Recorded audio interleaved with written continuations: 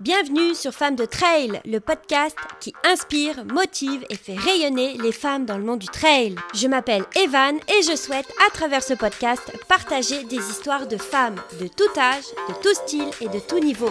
Parce que chaque histoire a une valeur. Alors, mets tes baskets, n'oublie pas tes écouteurs et place à l'histoire du jour.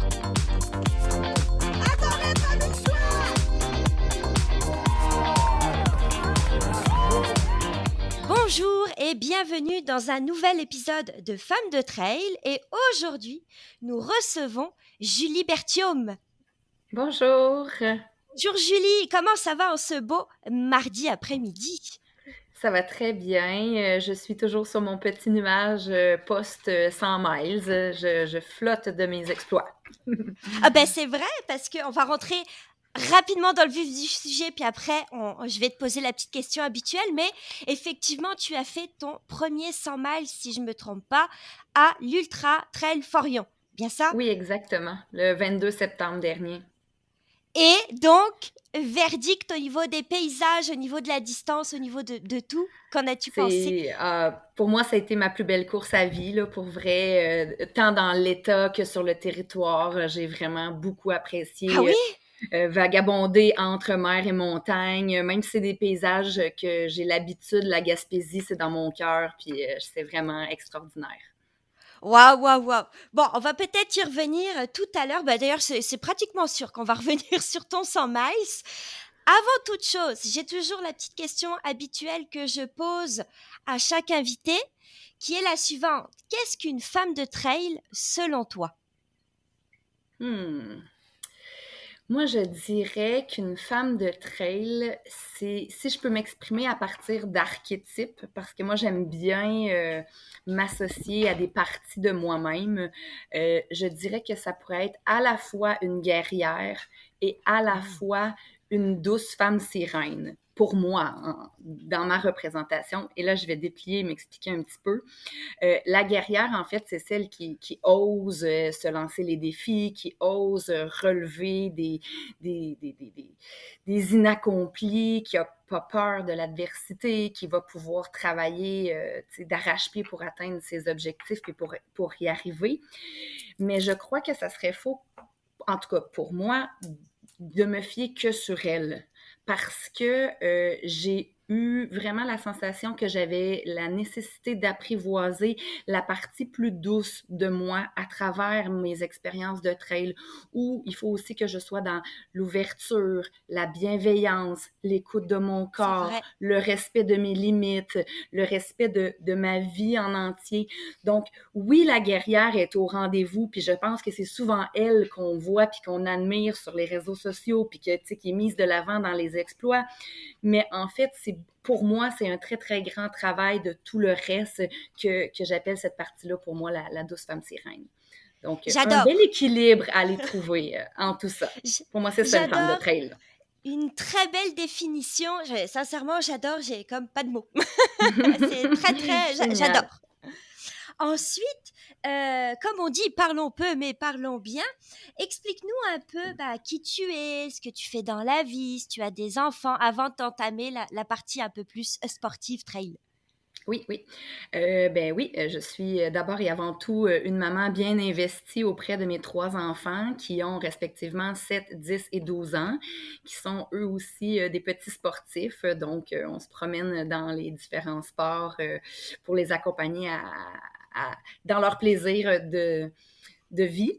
Puis, je suis, ben c'est ça aussi, une entrepreneur. Je suis en train de développer mon entreprise d'accompagnement psychosocial pour les grands-parents autour de la naissance des bébés.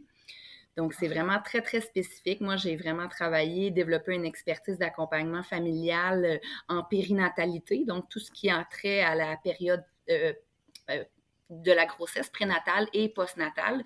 Et j'ai réalisé au fil des années que les grands-parents prenaient une partie vraiment importante du soutien auprès des familles, mais qu'il y avait souvent des défis intergénérationnel qui pouvait se glisser et que malheureusement, il n'y avait pas toujours les moyens de traiter ces défis-là, de compréhension, de communication, de juste place, de qualité de relation. Donc, mon rôle maintenant avec mon entreprise, c'est de permettre aux grands-parents, en les valorisant et en les soutenant dans leur rôle, de jouer vraiment un rôle actif auprès des jeunes familles.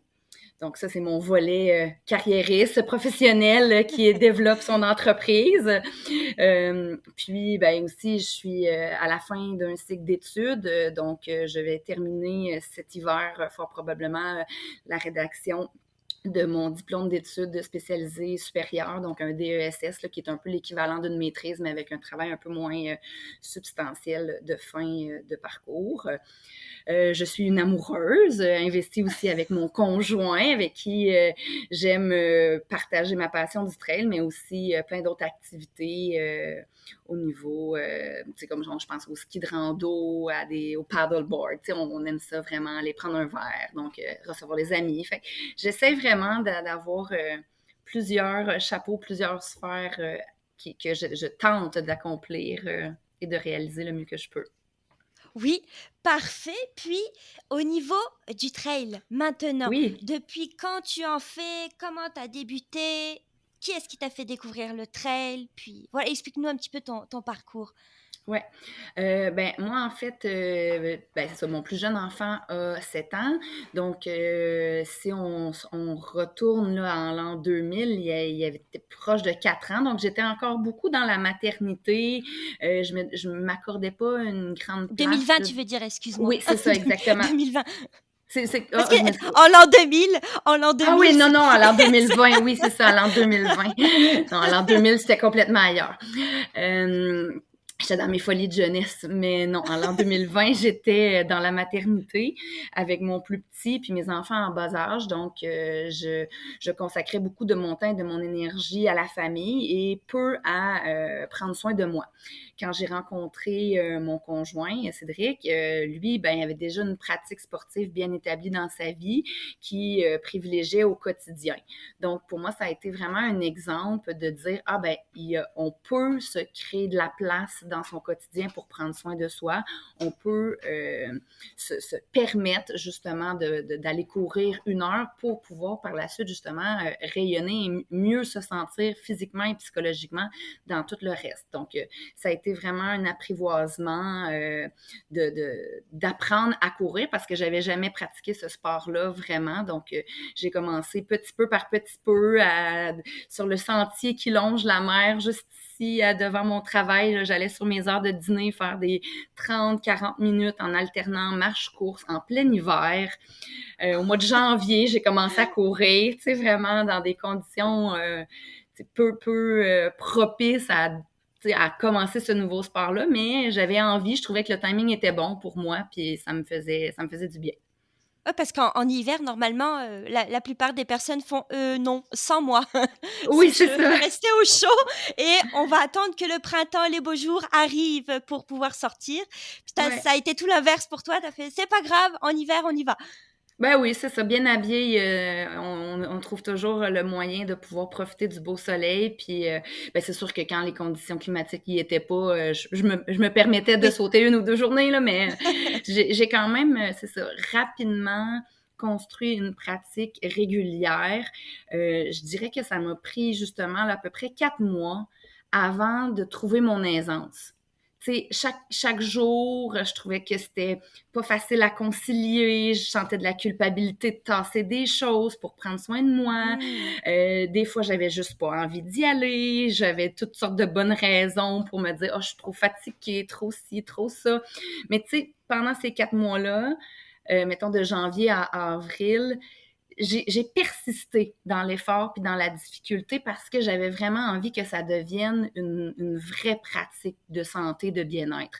Donc, ça m'a pris un certain temps. Puis, au printemps, quand les beaux jours sont arrivés, tout d'un coup, c'est devenu beaucoup plus facile de me mobiliser pour pouvoir sortir à l'extérieur. Là, j'avais vraiment envie, puis j'avais envie doucement, justement, d'allonger mes moments de course naturellement. Donc, ça tout s'est bien enchaîné. Tout avant de continuer sur la suite du parcours, Oui. parce que là c'est 2020, Oui, hop, t'as commencé, ça a pris 4 mois. Dans ces 4 mois-là, tu t'as parlé de culpabilité. un Puis peu, oui. comment t'as fait pour passer au-delà de ça? Comment t'as réussi à dire, ok, je fais en sorte de ne plus me sentir coupable par rapport à ce que tu veux, que ce soit des tâches, le boulot ou Mhm, autre? mhm. Comment t'as réussi à dire, non, j'arrête ça? Parce que c'est quand même pas facile à faire. Oui, vraiment. Euh, En fait, je pense que ce que je réalisais, c'est que je devenais beaucoup plus disponible et disposée à mes autres tâches et à mes enfants une fois que je m'étais permis d'aller courir. Donc, oui, Ah, j'avais de la culpabilité d'y aller, mais quand je revenais, le climat familial, mon climat intérieur était vraiment autre. Par contre, si je y allais pas, j'avais de la culpabilité de toute façon de ne pas y avoir été. oui, Et là, le climat familial et le climat intérieur s'en ressentaient. Donc, au final, j'ai un peu pesé le pour et le contre, laquelle des culpabilités je veux vivre. Des fois, c'était plus celle qui m'appartient, des fois, c'était plus la mère qui ressortait, ou la professionnelle, tout dépendant, mais en même temps, je savais que quand on fait un choix, on renonce à quelque chose d'autre. Ça fait partie un peu de l'apprentissage, justement, d'apprendre à se mettre en priorité. Puis moi, j'avais beaucoup, beaucoup, beaucoup investi la maternité, puis je sentais que j'avais besoin de redonner un équilibre à ma vie où je pouvais aussi m'accorder des moments pour penser à moi. Donc, cette d'accord. heure-là, c'est ça, cette heure-là, en fait, au début, c'était des petites périodes aussi. Je partais pas Oui, des week-ends complets, là. Mais cette heure-là me faisait tellement du bien que j'en étais reconnaissante aussi envers mes enfants puis ma famille. Quand je revenais à la maison, je les remerciais, je les faisais participer. Des fois, on les amenait en poussette, en vélo. Tu sais, j'essayais de trouver des manières pour qu'ils soient avec nous. Mais c'est ça. d'accord. Puis donc, 2020, hop, là, après à peu près 4 à 6 mois, tu as commencé à être de plus en plus à l'aise. Puis qu'est-ce qui s'est passé ensuite? Ton premier défi, premier trail ou autre, comment? Qu'est-ce qui Ouais. s'est passé? Ben, en fait, c'était l'année de la COVID, donc beaucoup d'événements qui étaient cédulés là, dans le calendrier des courses n'ont pas eu lieu cette année-là. Cependant, il y avait eu l'équipe là, du Gaspésia 100 qui, entre des mesures sanitaires spécifiques de l'époque, avait eu une espèce de petit possibilité de rassembler 30 personnes. Puis, il fallait soumettre un dossier pour démontrer notre intérêt à faire partie de ces 30 personnes-là. Et le directeur de cours, Jean-François, avait ouvert l'opportunité à toutes sortes de coureurs. Tu sais, il voulait pas que ça soit seulement des élites, il voulait aussi que ça soit des débutants, des gens plus aguerris, des jeunes, tu sais, des vieux, des femmes, des hommes. Donc, il y avait vraiment, c'était très, très hétéroclite comme communauté de 30 personnes. Et moi, ben, j'avais envie de...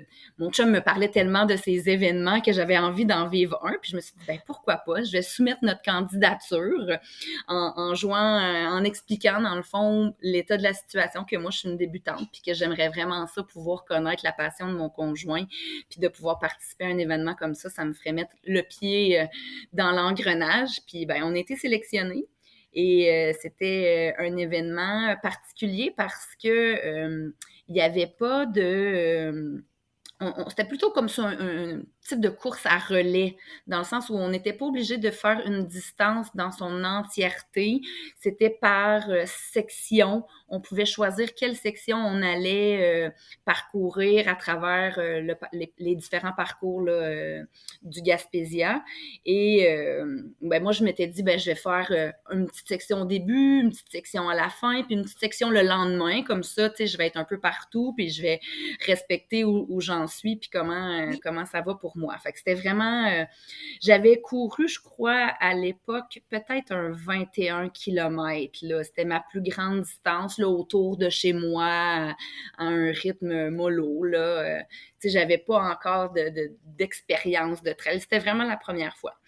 ce que j'ai aimé, c'est que je me suis pas sentie du tout comme un imposteur. J'ai vraiment eu l'impression que c'était une grande famille qui m'accueillait, que j'avais ma place, que j'étais la bienvenue, que malgré mon manque d'expérience, tout le monde croyait en mes capacités, puis que, tu sais, c'était vraiment tout le temps les gros encouragements puis tout. Fait que ça m'a touchée.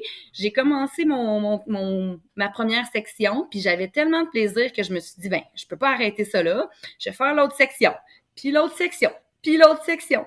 Et là, ben, ça l'a fait que finalement, je suis restée pour les premiers 54 kilomètres. J'ai complété le parcours du 54 dans ma première expérience de trail. C'est extraordinaire. Extraordinaire, oui. Mais tu sais, en même temps, il y avait les photographes, on marchait, on parlait. Il y avait Lydia autour du monde qui était là pour faire des reportages. Tu sais, on avait vraiment...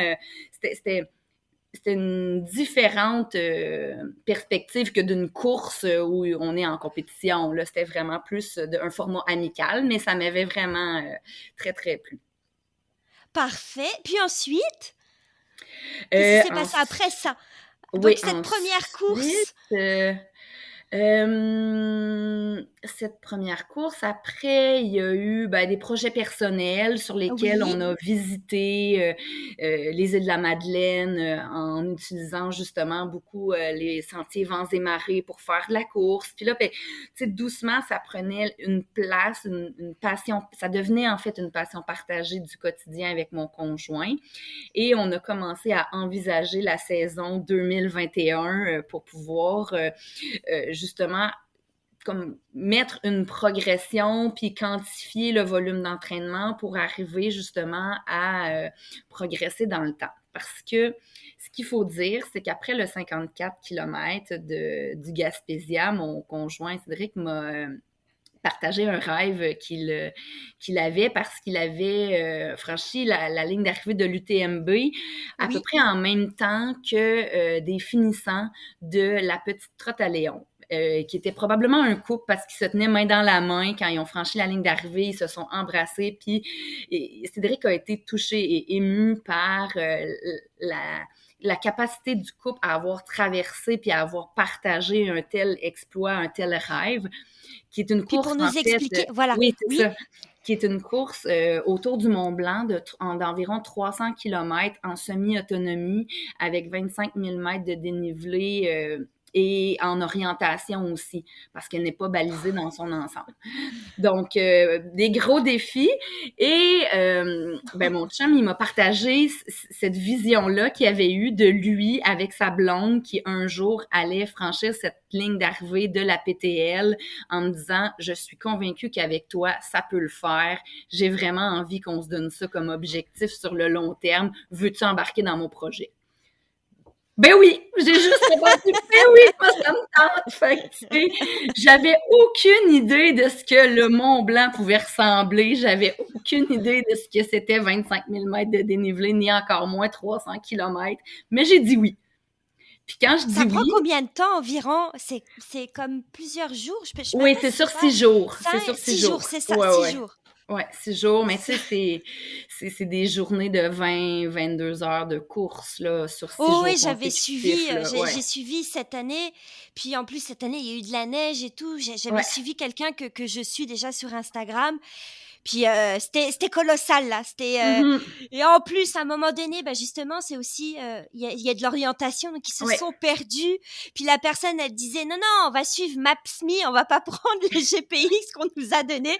Donc forcément, ils ont pas eu les bons segments, ils ont pas fait le bon parcours. Et finalement, ils se sont fait disqualifier. Bon, c'est comme difficile parce qu'ils se sont fait disqualifier comme sur la fin. Vraiment, la fin, on les a appelés en disant non, vous avez sauté ça, vous avez pris à droite plutôt qu'à gauche. Ah ouais, donc, c'est vraiment c'est des défis supplémentaires, l'orientation, là. Ouais. Donc, franchement, c'est un super défi que t'as dit, youpi, il n'y en a pas de problème, j'accepte ça. En fait, moi, je pars du principe que si quelqu'un l'a fait, je peux le faire. C'est aussi simple que ça. Pour moi, tout est possible. Si quelqu'un l'a fait, j'ai juste à copier, si je pourrais dire, ou faire le même processus, la même démarche, le même cheminement. Et si je le veux vraiment, je vais pouvoir le faire moi aussi. Donc, c'était comme... c'est pas grave que j'ai pas encore couru. C'est sûr que je le ferai pas demain matin. Tu sais, ça va me prendre d'améliorer plein de choses, mes compétences. Faut que je comprenne la montagne. Tu sais, on s'aventure pas dans un projet comme ça sans aucune Non. expérience. Mais j'avais la certitude que si je voulais, je pouvais y arriver. Donc, Ah, c'est c'est à parfait. partir de ce moment-là qu'on a mis en place un calendrier évolutif sur plusieurs années pour me permettre de pouvoir arriver un jour à avoir la capacité de faire cette méga gigantesque aventure avec mon conjoint. Waouh! Et du coup, je Oui, suppose que le 100 miles de Forion doit faire partie de exactement. cette progression, de ce Tout à fait. planning. Donc, la première saison, la saison 2021, c'était de me familiariser avec le monde de l'ultra, donc de faire plusieurs courses au-delà de 50 kilomètres, mais tu sais, dans des proportions où j'apprenais un peu mon alimentation, la gestion de l'effort, toute la dimension tu sais, de l'équipement, puis de l'aisance sur les parcours. Donc, tu sais, je m'étais vraiment mis ça comme autour de 50 kilomètres. Oui. L'année 2022, là, je me suis dit, ben, si je veux qu'on progresse, il faut que j'augmente le kilométrage, il faut que je vois si j'ai la capacité de tenir plus longtemps. Donc, je m'étais mis au calendrier 3 courses de 100 kilomètres et plus, une au mois de mars, une en juillet et une en septembre. Et OK. ça m'a donné une année d'entraînement vraiment très grande pour pouvoir arriver à compléter ces 3 courses-là. C'était une grosse bouchée. Et là, ben, quand je suis arrivée au bout de l'année 2022, je me suis dit, bon, ben, parfait, maintenant, c'est quoi la marche supplémentaire? Ben là, ça va être les 100 000. Mais dans l'année 2022, j'avais trouvé que 3 courses, c'était beaucoup. Beaucoup physiquement et beaucoup psychologiquement. J'étais arrivée en fin de saison avec une sensation un peu de burn-out de course, là, tu sais, où Ouais. j'étais comme, ouf, tu sais, j'avais plus le pétillant puis le plaisir que je prenais. Fait que je m'étais dit, bon, ben, pour la saison 2023, je vais mettre un événement. Déjà, un 100 000, c'est une énorme course. Je vais bien m'y préparer, mais je vais aussi bien la désirer tout au long de mon entraînement pour pouvoir la réaliser avec vraiment un envie d'aller jusqu'au bout. J'avais un petit plan B au cas où ça n'aurait pas marché pour cet événement-là, mais c'est pas le cas. Oui. Donc, voilà. Parfait. Puis, si on sort des objectifs et tout, que Oui. représente pour toi ou que t'apporte pour toi le trail? Et ensuite, la même question, mais au niveau de l'ultra trail. Est-ce que c'est la même chose? Est-ce que ça va Non, t'apporter des non, choses non, oui, oui, différentes oui, ou ça pas? m'apporte vraiment des choses différentes. Le trail, pour moi, c'est plus dans l'instantané. C'est dans mon quotidien. C'est dans ma capacité à connecter avec mon corps. Parce que pour moi, c'est souvent sans écouteurs. Tu sais, je suis vraiment à l'écoute de ma respiration, en symbiose avec mon environnement. Donc, c'est vraiment un moment euh, qui me permet de me rapprocher de moi et aussi de le faire dans le plaisir, de le faire, tu sais, de partir avec mes enfants, de partir avec mon chum, d'aller avec des amis, d'aller au club de course 1 heure. Tu sais, c'est vraiment dans l'instant. Dans l'instant, le Le moment consommer présent. immédiatement. Là, oui, c'est ça, Ouais. exactement. Tandis que l'ultra trail, pour moi, c'est vraiment plus grand. C'est beaucoup. Il y a une pour moi, il y a une dimension très spirituelle dans la course, très existentielle, et je dirais que l'ultra trail est à la fois euh, des, des opportunités, ressources et refuges que j'ai pour ma propre vie. Tu pourrais Ressources, développer? oui, certainement. Ressources parce que ben, j'apprends justement, quand je parlais tout à l'heure de trouver l'équilibre entre la guerrière et la douce femme sirène, c'est des ressources qui sont à l'intérieur de moi que j'apprends à faire cohabiter. Et pour moi, c'est comme si c'était dans un espace sécurisant.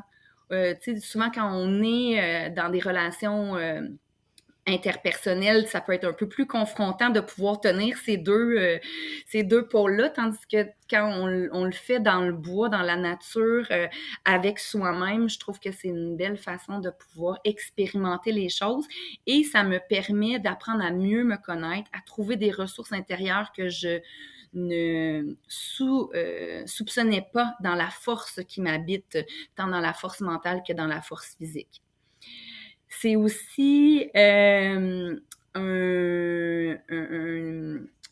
l'ultra-trail, pour moi, c'est aussi un refuge, dans le sens où c'est quand je suis seule, tu sais, au milieu de la forêt, au milieu de nulle part, que j'ai vraiment l'impression d'être connectée au vivant plus que jamais. C'est vraiment, c'est comme si c'est à ce moment-là que je me sens faire partie d'une existence plus grande que la mienne, puis où tout du vivant me touche. Fait que, tu sais, ça devient vraiment un refuge, comme si c'était ma maison. J'ai vraiment l'impression de rentrer chez moi quand je suis toute seule dans le bois. Les Ça me... odeurs. Je suis comme en extase par rapport à ce que tu me dis. Puis j'ai 10 milliards de questions, donc je vais Ah essayer de me oui! calmer. Oui, non, il n'y a pas de souci. J'aime tellement ça. Je le vois, tu sais, ça transparaît, puis je bois tout ce que tu dis. C'est vraiment super intéressant. Puis j'ai une première question, c'est... Oui. Du coup, peut-être que tu as forcément pratiquement répondu à la question, mais au cas où, comment gères-tu justement tous ces risques et enjeux un peu reliés à l'ultra-trail? Tu sais, parce qu'on quand on parle du trail, admettons, tu vas chez le médecin ou autre, tout de suite, on va dire, oh là là, c'est pas bon pour la santé, il y a forcément des risques de blessures, bah, tout le monde se blesse généralement en ultra-trail, ils ont un corps, il est tout magané. Puis comment tu fais justement pour essayer de gérer ou de les gérer ces risques-là ou ces enjeux-là? Mhm. Ben, en fait, je pense que, tu sais, il y a un risque probable, puis il y a des choses que je peux mettre en place pour prévenir. Moi, tu sais, sur le surentraînement, sur la surcharge, parce que je crois que quand on aime l'ultra-trail, ça devient souvent une passion, puis que les gens ont tendance à en faire beaucoup. Donc, pour éviter d'aller dans l'excès, moi, j'avais vraiment envie de comprendre et d'avoir un plan d'entraînement qui me structurait dans le temps une augmentation de distance, de temps et de dénivelé qui allait justement me permettre de créer les adaptations physiologiques sans aller vers la blessure. En restant toujours très, très alerte à qu'est-ce qui se passe dans mon corps. Parce que oui, il y a le plan, mais le plan, il y a toujours un risque quand même. Donc, le plan me permettait de avoir une meilleure structure que si je le faisais par moi-même ou fort probablement j'en aurais beaucoup trop fait et où j'aurais eu une blessure plus propice que si je suivais le plan de ma coach. Après, des blessures, tu sais, pour moi, il y a deux trucs. Il y a les bobos, puis il y a les blessures. Les bobos, Ouais. pour moi, c'est les ampoules, les ongles d'orteil qui tombent, tu sais, des écorchures de bois, tu sais, le sac qui frotte, des trucs comme ça. Ça, c'est des bobos. Ça, ben, il faut prendre des trucs de d'autres coureurs plus expérimentés, Des petites parler, écouter des astuces. podcasts, trouver des astuces, parler avec des amis, puis tu sais, on essaie de trouver ce qui fonctionne à notre sauce. Tu sais, puis ça, chacun est différent, fait qu'il n'y a pas de recette parfaite, mais on va piger à gauche et à droite, puis on finit par s'améliorer. Après, quand c'est une blessure, ben ça, il faut être beaucoup plus prudent. Puis ça, je pense que c'est vraiment important de ralentir dès l'apparition.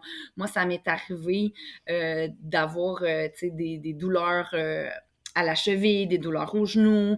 L'année passée, en fin de saison, je me suis déchiré le muscle intérieur du quadriceps droit.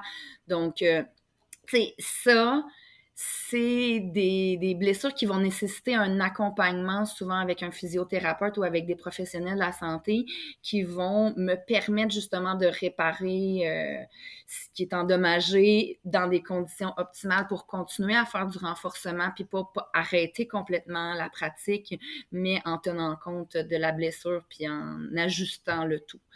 Donc, Ouais. tu sais, Puis tu fais du renforcement du coup. Oui, Du oui, renforcement certainement. musculaire, Ouais, t'en fais? Oui, ouais, oui, oui. ouais, OK. ouais, ouais. J'aime bien mixer course et entraînement. Donc, des fois, on fait ça, tu sais, quand on prend des pauses d'intervalle, on fait un peu de muscu. Des fois, j'en fais à la maison. J'essaie de voir. Je fais du yoga aussi, de la natation. Donc, des entraînements croisés qui permettent justement de décharger le corps à certains endroits puis d'éviter les blessures. Parfait. Puis, bah, j'ai d'autres questions.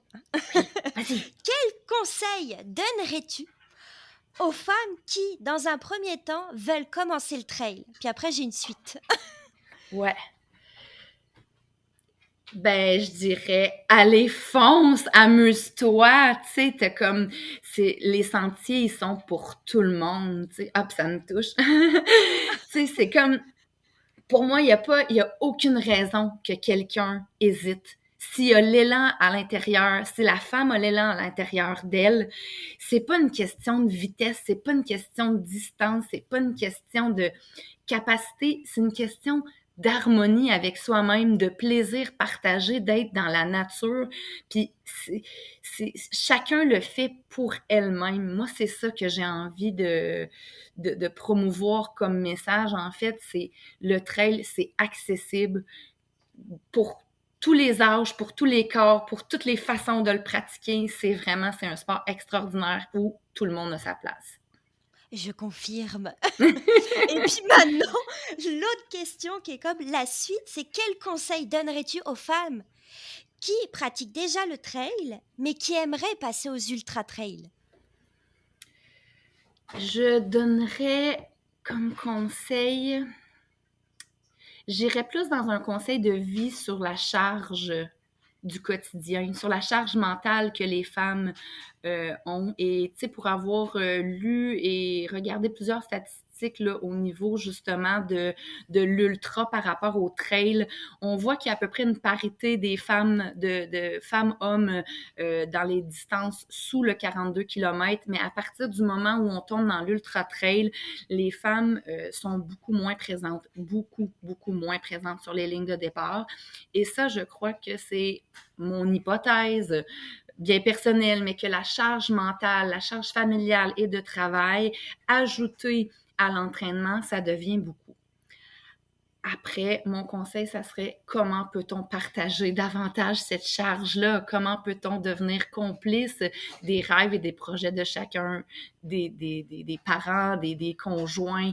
Comment on peut devenir des alliés pour réaliser nos rêves? Moi, je pense que c'est là-dessus que quand on se donne les conditions familiales pour permettre la possibilité d'aller dans l'atteinte de nos rêves, ben tout le monde est gagnant là-dedans. Puis je pense que c'est là-dessus la petite réflexion en amont, parce que c'est toujours poussé, tu sais, dans le contexte, puis essayer, ça devient difficile. Fait que moi, je renverserais, tu sais, comment on peut, comme, c'est ça, trouver des alliances à l'intérieur de notre famille.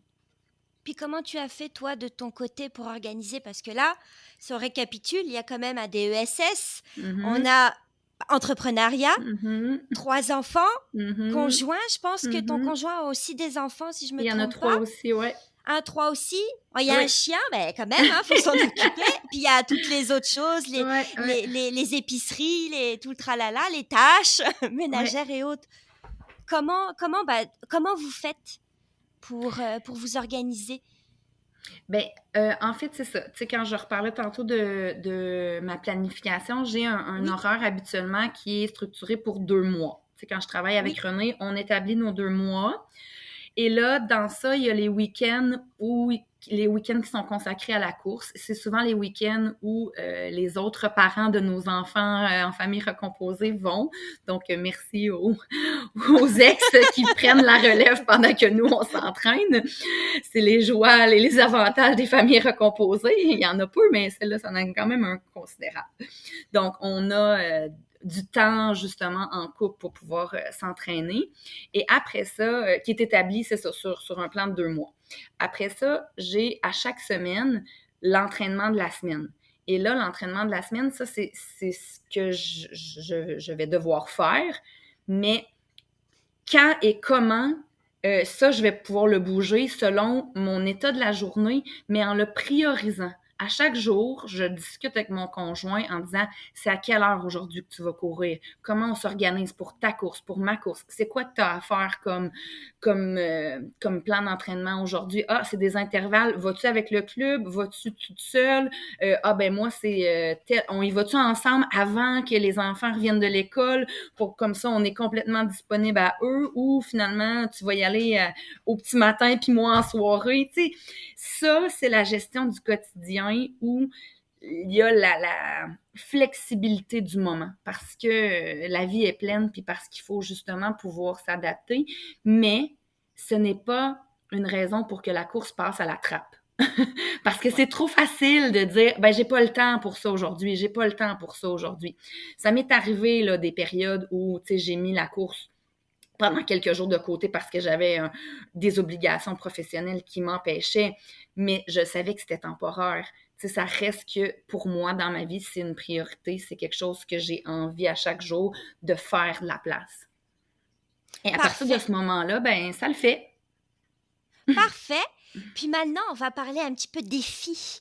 Oui. Quel défi aurais-tu relevé en tant que femme en trail?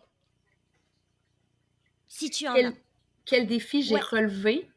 Ouais, en tant que femme en trail. Est-ce qu'il y a des défis que tu remarques, admettons, peut-être ton conjoint n'a pas, qui est un Ben, homme? ouais. Ben, en fait, moi, je pense qu'il y a 2 choses, la notion de l'obscurité et la vulnérabilité face aux animaux. Je crois que, tu sais, pour moi, ça a été personnellement 2 bonnes pièces à apprivoiser, si je pourrais dire, là. La notion d'obscurité parce que, ben, tu sais, habituellement, quand il fait noir, on rentre chez nous puis on n'a pas tant d'activités qui se passent la nuit, là. Puis si on en a, souvent, on n'est pas tout seul, puis encore moins dans des endroits isolés. Donc, ça, pour moi, c'était vraiment d'apprendre à qu'est-ce qui va m'arriver, tu sais, comme juste de me familiariser avec l'environnement de nuit. Je crois que c'était une peur qui était importante, et je crois que pour plusieurs femmes qui Oui, peuvent se projeter à être dans le bois toute seule au milieu de nulle part, ça l'amène une certaine anxiété ou même une petite sensation de vulnérabilité, à savoir est-ce que je saurais quoi faire, me défendre, est-ce que je serais prise de panique, tu sais, qu'est-ce qui se passerait. Fait que, en tout cas, ma façon à moi, ça a été de faire des expositions courtes, des expositions accompagnées d'abord. Tu sais, j'ai fait des moments dans la nuit avec mon conjoint, avec des amis, tu sais, pour me sécuriser, pour ouais, apprivoiser l'environnement. Puis dans des lieux près de chez moi où je savais que mon téléphone fonctionnait bien. Tu sais, j'ai mis encore une fois des conditions pour apprendre à faire les choses puis à me trouver la sécurité intérieure. Après, ben, tu sais, il y a le volet, mettons comme dans les parcs, ou pour les femmes, en tout cas, je crois que à oui, la rencontre avec des inconnus la nuit, que ça soit des groupes ou des individus, ça reste que on peut être craintif face à ça. Euh, ben, tu sais, je veux pas prôner la violence, mais tu sais, avoir un petit objet de pouvoir, si je pourrais dire, là, à oui, l'intérieur de sa veste de sécurité, ça nous amène justement cette façon de se sentir un peu moins vulnérable, que ça peut être une petite bonbonne à coyote, ça peut être un sifflet, quelque chose qui justement nous fait dire que, ben, tu sais, s'il m'arrive quelque chose, je vais au moins être en mesure d'avertir. Le cellulaire, toujours, toujours. oui. Puis, assurément, une couverture de survie aussi, même quand je fais le tour du parc près de chez moi. Fait que c'est d'avoir des petits essentiels comme ça qui apaisent les Je peurs qui comprends. peuvent arriver. Puis après, ben moi, j'avais la peur des ours. des bêtes sauvages. J'avais vraiment l'impression que les animaux de la forêt m'attendaient pour me dévorer tout cru à chaque tournant de sentier. C'était mon imagination débordante. Donc, ça, ben, il a vraiment fallu que je regarde, que je comprenne le comportement animal, que je discute avec des professionnels de parc pour qu'ils m'expliquent que les ours, en fait, avaient rien à voir, tu sais, qu'il y en avait pas après moi, là, les ours noirs du Québec, là, les petits ours, là, qui ont probablement beaucoup plus peur que moi, je peux avoir peur d'eux. Mais, c'est ça, de développer, si je tombe en mise en situation où j'ai un ours, qu'est-ce que je vais faire? Et là, de vraiment bien comprendre ce que j'ai à faire et de pouvoir le mettre en pratique. Pour moi, ça a été une façon aussi de me sécuriser. C'est super intéressant, j'avais jamais pensé à ça parce que j'ai un peu peur de tout, tu sais, Oui, aussi. Puis j'avais pas pensé à me renseigner sur ça parce que je te l'avais dit, j'ai fait une première nuit, j'avais jamais couru de nuit, puis lors de mon premier 80, j'ai couru la nuit, puis j'ai eu peur comme jamais. Je ouais, pensais qu'il y avait des loups-garous partout et ouais, que toutes les feuilles bougeaient, puis je courais encore plus vite parce que j'avais peur. Et en ouais. plus, ma lampe frontale, j'avais acheté des piles du Dollarama, mais Oh moi je là savais là, pas qu'il fallait prendre des bonnes piles, donc du coup, même ça si j'avais une belle l'a... lampe frontale, en 2 secondes 30, je voyais plus rien.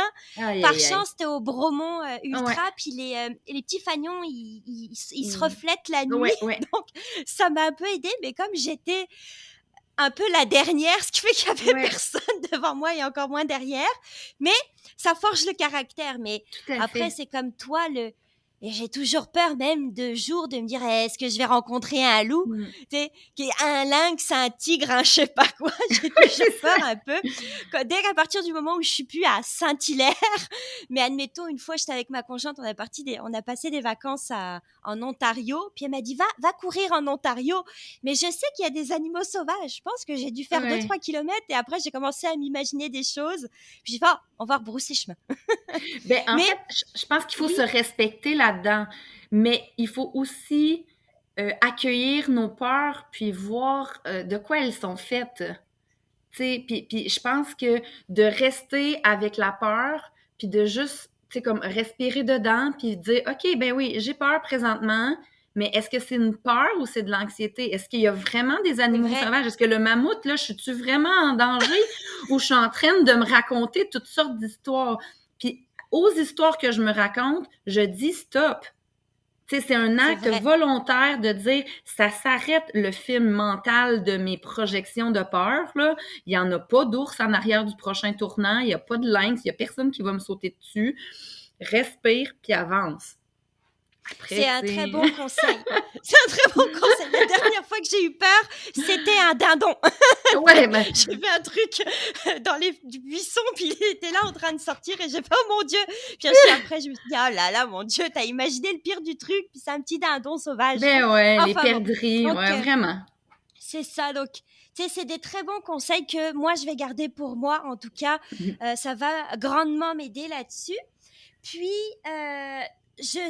on va parler d'une dernière chose qui était, je sais que tu m'avais parlé d'un petit documentaire. Oui! Un petit documentaire. Veux-tu nous en parler un petit peu? Ben, en fait, bien sûr, ça va me faire plaisir d'en parler. C'est un documentaire qui est réalisé par Thomas Doucet, qui est en construction présentement.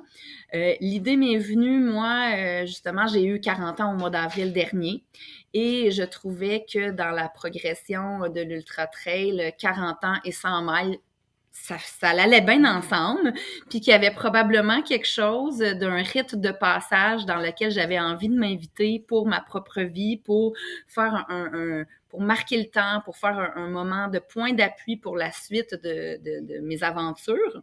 Puis, quand je cherchais sur les internets des informations sur les 100 000, sur comment les femmes font les 100 000, je trouvais beaucoup de choses sur les plans d'entraînement ou sur la course en soi, mais peu justement dans la préparation mentale et la préparation physique combinée dans tous les chapeaux qu'une femme peut avoir.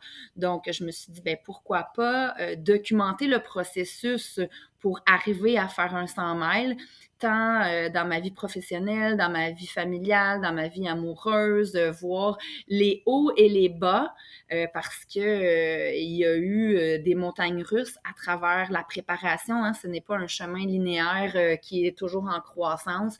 Il y a eu des gros moments de doute, de peur, d'envie de lâcher prise, puis de dire j'y arriverai jamais à faire cette distance-là. Donc, tu sais, ça, je pense qu'on le voit peu. J'avais envie de pouvoir montrer l'arrière-scène, puis que des femmes puissent se reconnaître et s'inspirer pour aller à la rencontre de leurs propres rêves, que ça soit dans la course en sentier, mais que ça soit pour leur vie aussi. Parce qu'en fait, c'est ça, l'objectif du documentaire, c'est de montrer que quand on veut quelque chose, puis qu'on se donne les conditions pour y arriver, puis qu'on s'écoute, puis qu'on se respecte, ben on peut y arriver. Donc, c'est un peu ça l'objectif derrière. Et là, ben, il y a plein d'images qui s'en viennent, il y a plein de moments, de séquences qui sont tournées, puis ben, le réalisateur, là, Thomas, a des yeux et des mains de maître pour tout mettre ça en œuvre. Donc, on se croise les doigts pour arriver à la fin du tournage, là, vers la fin de l'automne. Montage et son à l'hiver pour peut-être commencer à faire la distribution vers l'automne prochain, là. Ouh, donc on va dire automne 2024, c'est ça? Oui, c'est ça. Ouais, on devrait pouvoir commencer. Le voir. Oui. Okay. J'espère. On va attendre ça. Ah ben, je croise les doigts, en tout cas, moi je touche ma tête. On n'a pas encore officialisé le titre, là, mais pour l'instant, le titre du projet s'appellerait « Vie de trail, cœur, corps, tête ». Ah, j'aime beaucoup. J'aime beaucoup.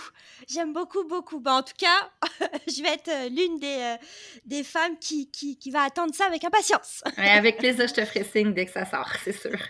Super. Puis pour conclure le tout, aurais-tu un petit message à faire passer à toutes les femmes, comme une petite conclusion? Si jamais tu en as une, c'est libre. C'est un petit quelque chose à dire là pour clôturer. En beauté, comme on pourrait dire. En fait, pour moi, je suis toujours inspirée. Je trouve que ce qui est chouette de la communauté de trail, c'est qu'elle est ouverte, mais de voir qu'il y a de plus en plus de femmes qui s'y incorporent, pour moi, ça me touche quand je vois des femmes qui viennent de donner naissance, quand je vois des presque mamies courir sur les sentiers, c'est comme, je suis vraiment touchée quand je vois des athlètes qui travaillent d'arrache-pied pour faire des podiums, quand je vois des gens ordinaires, tu sais, qui pour moi, c'est ça, c'est la femme, elle a toute sa place. Comme je disais tantôt, les sentiers sont à partager, les sentiers sont inspirants. Puis, ben, j'espère que chacune de nous peut en inspirer une autre. C'est ça, en fait, le message, c'est pouvons-nous répandre cette contagion de l'amour des sentiers les unes envers les autres. Ça fait tellement du bien.